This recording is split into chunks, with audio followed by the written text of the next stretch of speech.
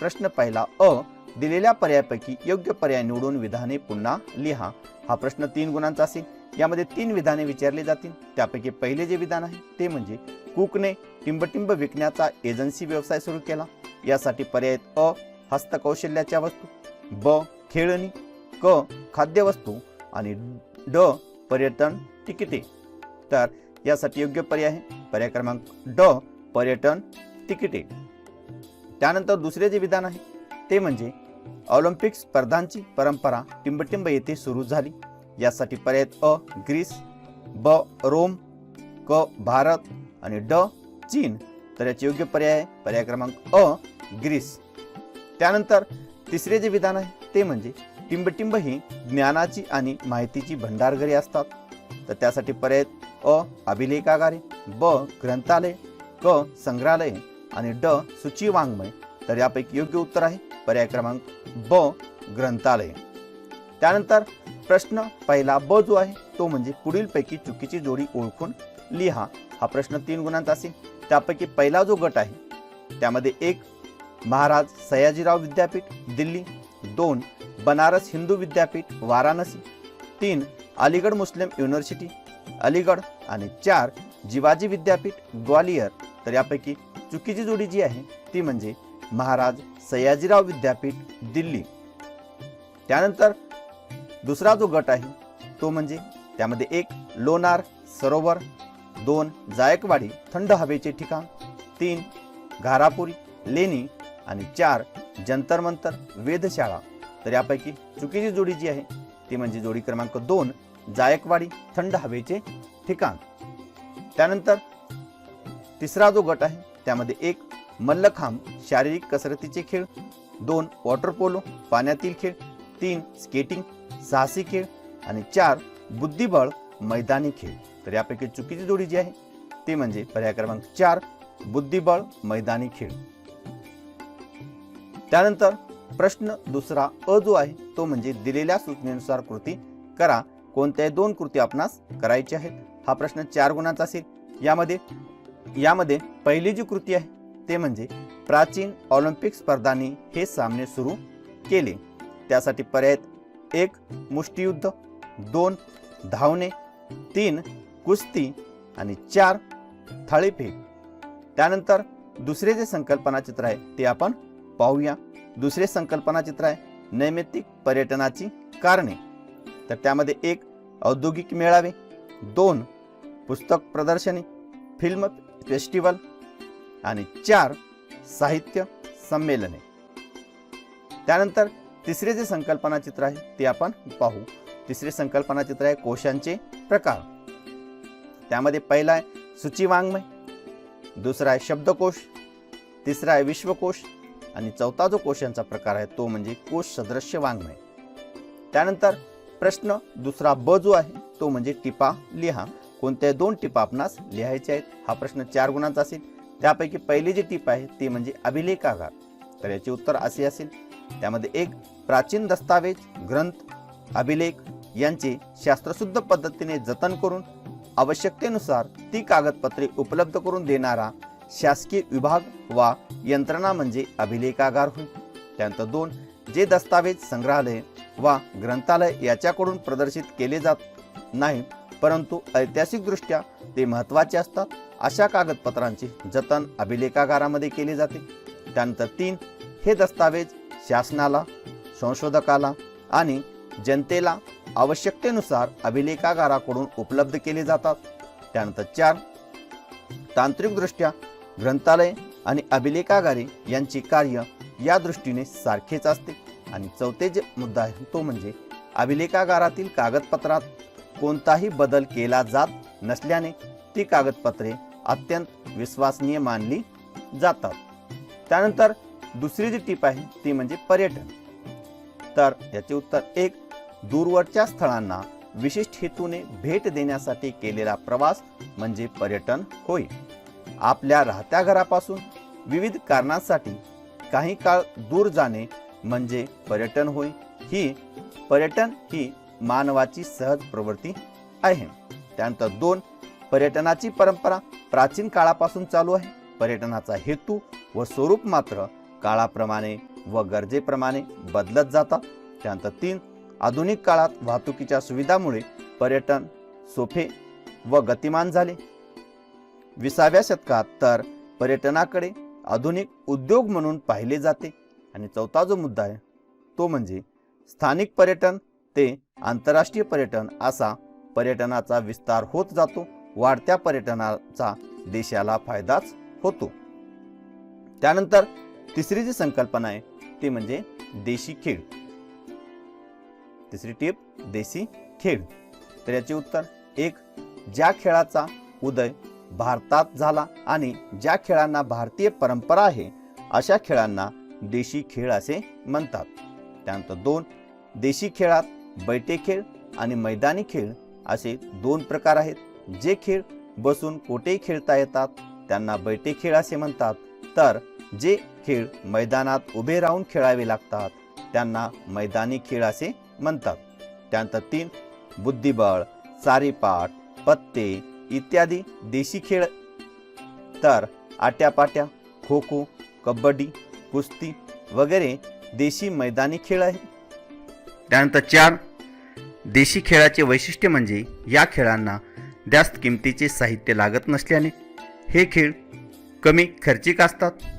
त्यामध्ये फुगडी, झिम्मा, भातुकली असे मुलींचे देशी खेळ आहेत.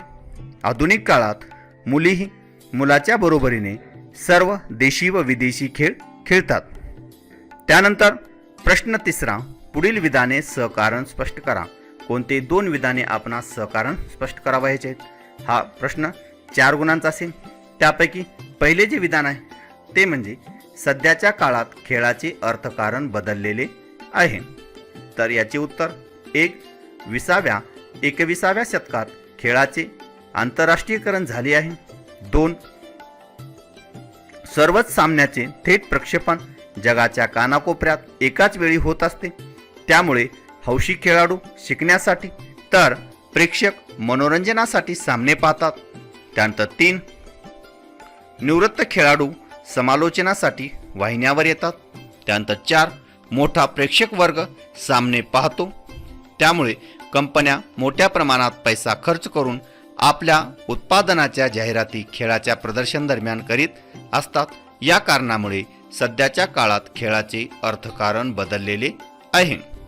त्यानंतर दुसरे जे विधान आहे ते म्हणजे आजच्या काळात परदेशात जाण्याचे प्रमाण वाढत आहे.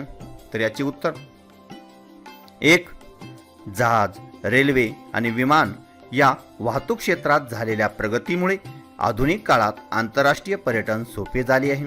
त्यानंतर 2 विज्ञान व तंत्रज्ञानातील प्रगती व आर्थिक उदारीकरण यामुळे जग अधिक जवळ आले आहे. त्यानंतर 3 अभ्यास, व्यवसाय, चित्रपटाचे चित्रीकरण यासारख्या विविध कारणांनी लोक परदेशात जातात. त्यानंतर 4 खेळ, आंतरराष्ट्रीय परिषदा, संमेलने, ऐतिहासिक धार्मिक स्थळे पाहणे या उद्देशाने लोक जगभर हिंडत असतात. यामुळे आजच्या काळात लोकांचे परदेशात जाण्याचे प्रमाण पूर्वीपेक्षा वाढत आहे. त्यानंतर तिसरे जे विधान आहे ते म्हणजे इतिहासाच्या साधनाचे आपण जतन केले पाहिजे.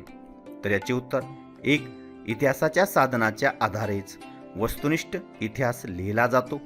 त्यानंतर 2 या साधनाचा अन्वयार्थ लावूनच ऐतिहासिक सत्याचा शोध घेतला जातो. त्यानंतर 3 ऐतिहासिक साधनाचा अभ्यास करूनच तत्कालीन सामाजिक, राजकीय व सांस्कृतिक परिस्थितीची आपणास कल्पना येऊ शकते. आणि 4 या साधनाच्या आधारित देशाची वैज्ञानिक प्रगती, आर्थिक प्रगती कळू शकते. इतिहासाची साधने हा देशाचा ऐतिहासिक ठेवा असल्याने त्याचे आपण जतन केले पाहिजे. त्यानंतर चौथे जे विधान आहे ते म्हणजे मेजर ध्यानचंद यांना हॉकीचे जादूगार असे म्हटले जाते. तर याचे उत्तर 1 मेजर ध्यानचंद हे त्या वेळच्या भारतीय हॉकी संघाचे मुख्य खेळाडू व संघनायक होते. त्यानंतर 2 त्यांनी 1928, 1932 आणि 1936 अशा सलग 3 ऑलिम्पिक स्पर्धात भारताचे प्रतिनिधित्व करून भारताला हॉकीची सुवर्ण पदके मिळवून दिली. त्यानंतर 3 1932च्या ऑलिम्पिकमध्ये त्यांनी अमेरिका व जपान विरुद्ध 25 गोल केले. त्यानंतर 4 आपल्या कारकिर्दीत त्यांनी राष्ट्रीय व आंतरराष्ट्रीय स्पर्धेत 400च्या वर गोल केले. त्यांच्या हॉकीतील या दैदिप्यमान कामगिरीमुळे त्यांना हॉकीचे जादूगार असे म्हटले जाते. त्यानंतर प्रश्न 4 जो आहे तो म्हणजे दिलेल्या उताराचे वाचन करून त्यावर आधारित प्रश्नांची उत्तरे लिहा. हा प्रश्न 4 गुणांचा आहे. हा जो उतार आहे या उतारावर आपणास 3 प्रश्न विचारले जातील. त्यापैकी प्रश्न पहिला जो आहे तो म्हणजे कोशावर कोणकोणत्या घटकांचा प्रभाव पडतो. तर याचं उत्तर आहे की कोशावर राष्ट्राची ध्येय धोरणे, जीवनमूल्य व आदर्श, तत्वज्ञान आणि परंपरा या घटकाचा प्रभाव कोशावर पडतो. त्यानंतर दुसरा जो प्रश्न आहे तो म्हणजे इतिहास आणि कोश यात कोणत्या बाबतीत समानता आहे. तर याचे उत्तर इतिहास आणि कोश या दोन्हीमध्ये वस्तुनिष्ठ माहितीला महत्त्व असते. त्यानंतर तिसरे जे विधान आहे ते म्हणजे कोश म्हणजे समाजाचे मानचिन्ह समजले जाते. या विधानामागील कारणे स्पष्ट करा. तर त्याचे उत्तर 1 जीवनाच्या विविध क्षेत्रामधील ज्ञान समाजाच्या विकासासाठी उपलब्ध करून देणे ही कोश निर्मितीची एक प्रेरणा असते. त्यानंतर 2 ज्ञानार्जन आणि ज्ञानप्रसार हे ध्येय मानून कोशकार कोश तयार करीत असतात. त्यानंतर 3 त्यामुळे समाजाची प्रज्ञा आणि प्रतिभा याचा आविष्कार कोश रचनेत पाहावयास मिळतो. त्यानंतर 4 कोशाद्वारे राष्ट्रीय अस्मिता जागृत करण्याचाही प्रयत्न होत असतो. म्हणून कोश म्हणजे केवळ ग्रंथ न राहता ते समाजाचे मानचिन्ह समजले जाते. त्यानंतर प्रश्न 5 जो आहे तो म्हणजे पुढील विधानाची सविस्तर उत्तरे लिहा. कोणतेही 2 प्रश्न आपणास या ठिकाणी सोडवायचे आहेत. हा प्रश्न 6 गुणांचा असेल. त्यामध्ये प्रश्न पहिला जो आहे तो म्हणजे भारतातील खेळाच्या साहित्याच्या इतिहासाविषयी माहिती लिहा. तर याचे उत्तर खेळाशी संबंधित साहित्य ही एक नवी ज्ञानशाखा निर्माण झालेली आहे. भारतात विविध खेळावर विपुल लेखन केले जाते. त्यामध्ये 1 खेळाशी संबंधित अनेक पुस्तके व आत्मचरित्रे प्रसिद्ध झालेली आहेत. खेळाविषयी कोश लिहिले जात आहेत. त्यानंतर 2 व्यायाम या विषयावर स्वतंत्र शब्दकोश तयार झालेला आहे. मल्लखांबाचा इतिहास प्रकाशित झालेला आहे. त्यानंतर 3 खेळावर लेखन असणारी स्वतंत्र क्रीडा मासिके पाक्षिके प्रसिद्ध होत असतात. दैनंदिन वृत्तपत्रामध्ये 1 वा 2 संपूर्ण पाने क्रीडा जगतासाठीच राखून ठेवलेली असतात. त्यानंतर 4 षटकार नावाने खेळाला वाहिलेले नियतकालिक पूर्वी प्रसिद्ध होत असे. द्वारकानाथ, संजगिरी, शिरीष, कनेकर, बाळपंडित असे अनेक लेखक क्रिकेट आणि अन्य खेळावर वृत्तपत्रातून लेखन करीत असत. 5 इंग्रजी भाषेवर तर क्रीडा क्षेत्रावर प्रचंड प्रमाणात लेखन होत असते. अन्य प्रादेशिक भाषांमधूनही क्रीडा लेखन होते. ही सर्व माहिती म्हणजे खेळाच्या साहित्याचा इतिहासच आहे. त्यानंतर दुसरा जो प्रश्न आहे तो म्हणजे पर्यटनाशी संबंधित व्यावसायिक क्षेत्रे स्पष्ट करा. तर यामध्ये उत्तर पर्यटनाशी संबंधित अशी पुढील व्यावसायिक क्षेत्रे आहेत. त्यामध्ये 1 पर्यटकांच्या राहण्यासाठी असणारी निवासस्थाने म्हणजेच लॉजेस चालविणे, ती बांधण्यासाठी संबंधित असणारे उद्योग. त्यानंतर 2 खाद्यपदार्थाची दुकाने, हॉटेल्स, खानावळी इत्यादी उद्योग. त्यानंतर 3 हस्तउद्योग व कुटीरोद्योग आणि त्यांच्या विक्रीची दुकाने. त्यानंतर 4 हॉटेलांशी संबंधित दूध, भाज्या, किराणा इत्यादी शेती व पशुउद्योग. त्यानंतर 5 पर्यटकांच्या वाहतुकीसाठी असणारे बस, रिक्षा, टॅक्सी आदी उद्योग. आणि 6वा जो उद्योग आहे तो म्हणजे प्रवासी एजंट्स, फोटोग्राफर, मार्गदर्शक म्हणजेच गाईड, ठिकाणांची माहिती छापणारी पुस्तके, मुद्रके इत्यादी व्यवसायही पर्यटकाशी संबंधित असतात. त्यानंतर तिसरा जो प्रश्न आहे तो म्हणजे अभिलेखागाराच्या व्यवस्थापनात कोणती कामे महत्त्वाची आहेत. तर याचे उत्तर अभिलेखागाराच्या व्यवस्थापनात पुढील कामे महत्त्वाची असतात. त्यामध्ये 1. महत्त्वाच्या नोंदी असलेली कागदपत्रे, त्यात कोणताही बदल न करता सुरक्षित ठेवणे. त्यानंतर 2. कागदपत्रांचे वर्गीकरण करून सूची तयार करणे. त्यानंतर 3. कागदपत्रांची मागणीनुसार शासनाला व नागरिकाला उपलब्ध करून देणे. त्यानंतर 4. जुन्या कागदपत्रांचे वाळवी, दमट हवा इत्यादीपासून संरक्षण करणे. त्यानंतर 5. अभिलेख व्यवस्थापनाविषयी संबंधित कार्यपद्धती अंमलात आणणे. त्यानंतर 6. संगणकीय प्रणालीचा वापर करणे. त्यानंतर 7. विभागीय आणि स्थानिक अभिलेखागारे स्थापन करणे. त्यानंतर 8. राष्ट्राचा सांस्कृतिक आणि ऐतिहासिक वारसा पुढील पिढ्यांना जतन करून ठेवणे. त्यानंतर 9. महत्त्वाच्या कागदपत्रांची गोपनीयता जपणे. त्यानंतर 10. अभिलेखागारांची दैनंदिन कामे सुकर होण्याच्या दृष्टीने यंत्रणा निर्माण करणे. आणि 11वी जी बाब आहे ते म्हणजे महत्त्वाच्या बाबी लोकांपर्यंत पोहोचवण्यासाठी नियतकालिकेवर व अन्य प्रकाशने प्रसिद्ध करणे. त्यानंतर प्रश्न 6वा जो आहे तो म्हणजे दिलेल्या पर्यायापैकी योग्य पर्याय निवडून विधाने पूर्ण करा. हा प्रश्न 2 गुणांचा असेल. त्यामध्ये 2 विधाने विचारली जातील. त्यापैकी पहिले जे विधान ते म्हणजे शेतीचे उत्पादन वाढविण्यासाठी व अन्नधान्याबाबत स्वयंपूर्ण होण्यासाठी टिंबटिंब करण्यात आली. यासाठी पर्याय अ. जलक्रांती, ब. हरित क्रांती, क. औद्योगिक क्रांती आणि ड. धवल क्रांती. तर याचे योग्य उत्तर आहे पर्याय क्रमांक ब. हरित क्रांती. त्यानंतर दुसरे जे विधान आहे ते म्हणजे नॅशनल कॉन्फरन्स हा पक्ष टिंबटिंब राज्यात आहे. यासाठी पर्याय अ. ओडिसा, ब. बिहार, क. आसाम आणि ड. जम्मू आणि काश्मीर. तर याचे योग्य पर्याय क्रमांक ड.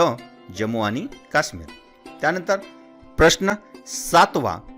पुढील विधाने चूक की बरोबर ते सहकारण स्पष्ट करा. कोणते 2 विधाने आपणास या ठिकाणी सहकारण स्पष्ट करावायचे आहेत. हा प्रश्न 4 गुणांचा असेल. त्यामध्ये पहिले जे विधान आहे ते म्हणजे राजकीय पक्ष या सामाजिक संघटनाच असतात.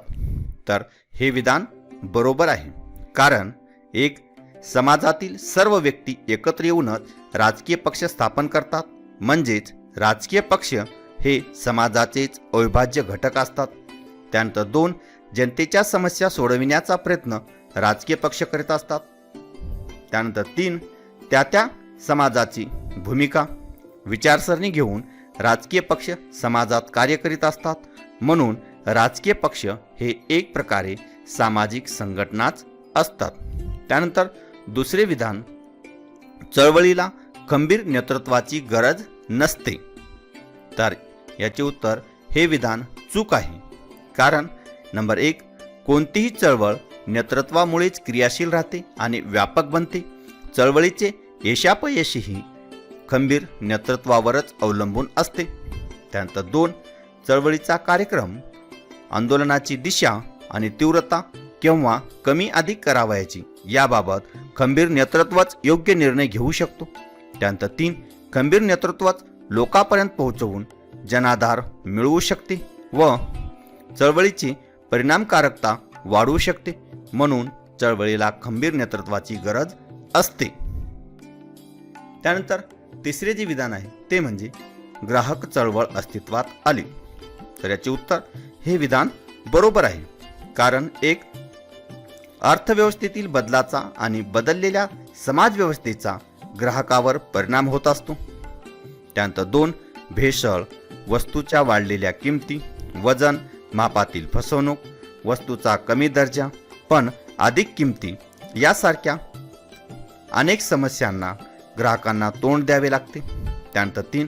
अशा फसवणुकीपासून ग्राहकांचे संरक्षण करण्यासाठी 1986 साली ग्राहक संरक्षण कायदा अस्तित्वात आला आणि त्यानंतर ग्राहकांना आपल्या हक्काची जाणीव व्हावी व त्यांचे संरक्षण व्हावे यासाठी ग्राहक चळवळ अस्तित्वात आली. त्यानंतर प्रश्न 8वा अ जो आहे तो म्हणजे पुढील संकल्पना स्पष्ट करा. कोणती एक संकल्पना आपणास स्पष्ट करायची आहे. हा प्रश्न 2 गुणांचा आहे आणि त्यामध्ये पहिली जी संकल्पना आहे ती म्हणजे चळवळ. तर याचे उत्तर 1. एखाद्या प्रश्नाच्या निराकरणासाठी जेव्हा लोक संघटित होऊन सातत्याने कृती करतात तेव्हा तिला चळवळ असे म्हणतात. त्यानंतर 2 चळवळी या नागरिकांचा सार्वजनिक जीवनातील सहभाग वाढावा, सार्वजनिक हितासाठी आणि प्रश्नांच्या सोडवणुकीसाठी चळवळ होत असतात. त्यानंतर 3 सरकारवर दबाव आणून आपले प्रश्न सोडवण्यासाठी चळवळी होतात. असे नाही तर शासनाच्या काही निर्णयाचा वा धोरणांना विरोध करण्यासाठीही चळवळ होतात. त्यानंतर 4 धार्मिक, सामाजिक, आर्थिक, सांस्कृतिक, पर्यावरणविषयक, स्वच्छता, वाईट प्रथा, परंपरा इत्यादी विविध विषयातील प्रश्न घेऊन चळवळी होत असतात. त्यानंतर दुसरी संकल्पना आहे ती म्हणजे राष्ट्रीय पक्ष. तर याचे उत्तर राष्ट्रीय पातळीवर कार्यरत असणाऱ्या पक्षांना राष्ट्रीय पक्ष असे म्हणतात. राष्ट्रीय पक्ष म्हणून मान्यता मिळवण्यासाठी निवडणूक आयोगाने पुढील निकष ठरवलेले आहेत. त्यामध्ये पहिलाच निकष आहे तो म्हणजे किमान 4 राज्यामध्ये शेवटच्या लोकसभा निवडणुकीत किंवा विधानसभेच्या निवडणुकीत किमान 6% मते मिळविणे आवश्यक किंवा किमान 4 सभासद लोकसभेत निवडून येणे आवश्यक आहे. किंवा 2 आधीच्या लोकसभेच्या निवडणुकीत किमान 3 राज्यामध्ये मिळून लोकसभेच्या एकूण जागांपैकी 2% जागा निवडून येणे आवश्यक किंवा तिसरा जो मुद्दा आहे तो म्हणजे किमान 4 राज्यामध्ये राज्य पातळीवरील पक्ष म्हणून मान्यता मिळवणे आवश्यक आहे. त्यानंतर प्रश्न 8वा ब जो आहे तो म्हणजे दिलेल्या सूचनेनुसार कृती करा. कोणते एक कृती आपणास करावायची आहे. हा प्रश्न 2 गुणांचा आहे आणि त्यापैकी पहिली जी कृती आहे ती म्हणजे महाराष्ट्रातील प्रादेशिक पक्ष. तर त्यामध्ये 1 शिवसेना, 2 महाराष्ट्र नवनिर्माण सेना, त्यानंतर 3 शेतकरी कामगार पक्ष आणि 4 समाजवादी पक्ष. त्यानंतर दुसरे जे संकल्पना चित्र आहे ते म्हणजे पर्यावरण चळवळीचे विषय. तर पर्यावरण चळवळीचा पहिला जो विषय आहे तो म्हणजे पाण्याच्या स्रोतांचे जतन. त्यानंतर दुसरा हरित पट्ट्यांचे संरक्षण. त्यानंतर तिसरा जो मुद्दा आहे तो म्हणजे जंगलतोड थांबविणे आणि चौथा नद्यांचे प्रदूषण रोखणे. त्यानंतर प्रश्न 9वा जो आहे तो म्हणजे पुढील प्रश्नांची थोडक्यात उत्तरे लिहा. कोणतेही एक प्रश्नांचे उत्तर आपणास सोडवायचे आहे. हा प्रश्न 2 गुणांचा आहे. त्यापैकी पहिला जो प्रश्न आहे तो म्हणजे चळवळीमधून कोणते प्रश्न हाताळले जातात. तर याचे उत्तर सार्वजनिक प्रश्नामधून चळवळी उभ्या राहतात.